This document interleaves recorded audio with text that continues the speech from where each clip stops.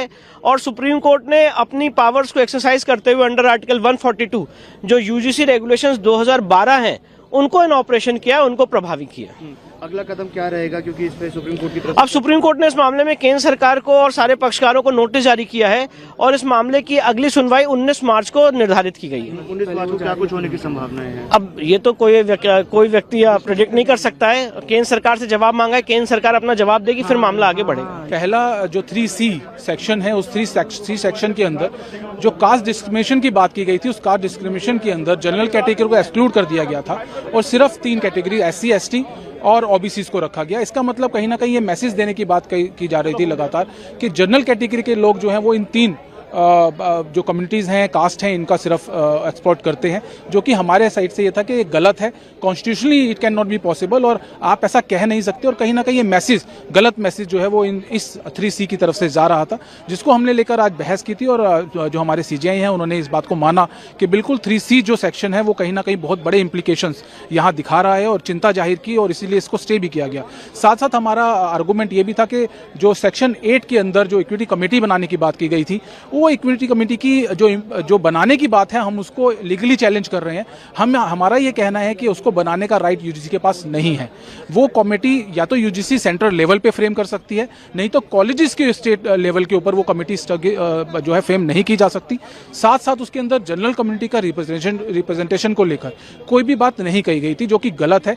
जब सब कम्युनिटीज को आप रिप्रेजेंटेशन दे रहे हैं तो कहीं ना कहीं वहाँ पे समानता के अधिकार के साथ आपको जनरल कम्युनिटी का भी रिप्रेजेंटेशन वहाँ होना चाहिए था। इसके साथ आर्गूमेंट एक और था कि जो शिकायत करने की जो प्रक्रिया है, उसमें अगर कोई शिकायत झूठी करता है तो उसके ऊपर क्या एक्शन होगा, या फिर कोई शिकायत बार बार करता है तो उसके ऊपर क्या एक्शन होगा।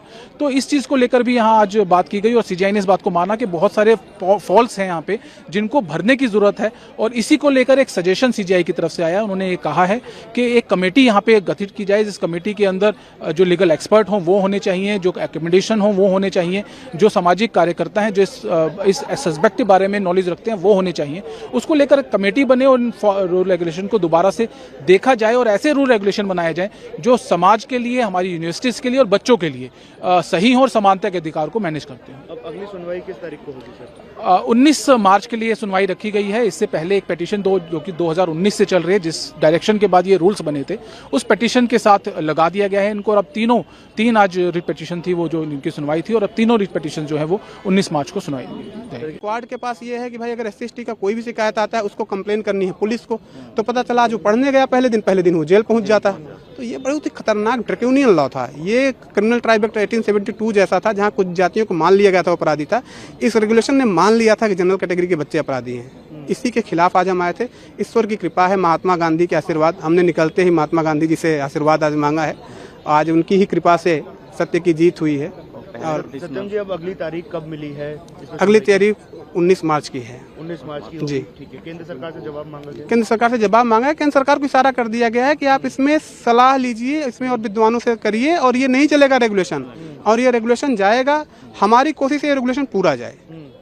हम इसमें अमेंडमेंट से नहीं, ये पूरा रेगुलेशन जाए और ऐसा कानून बने जिसमें किसी भी प्रकार का किसी भी बच्चे को फाल्सली इम्प्लीकेट करने का कोई भी चांस स्कोप ना हो। अदरवाइज पॉलिटिकल पार्टी जो उनके प्रवक्ता बैठे हैं बच्चों को फंसाने के लिए, और पर्टिकुलरली देखिए, हम कास्टलेस सोसाइटी चाहते हैं। अगर आप अभी किसी यूनिवर्सिटी कैंपस, किसी हॉस्टल में चले जाएं, ठंडियों का सीजन चल रहा है, एक ही रजाई में जनरल और OBC का बच्चा बैठा हुआ मिल जाएगा आपको।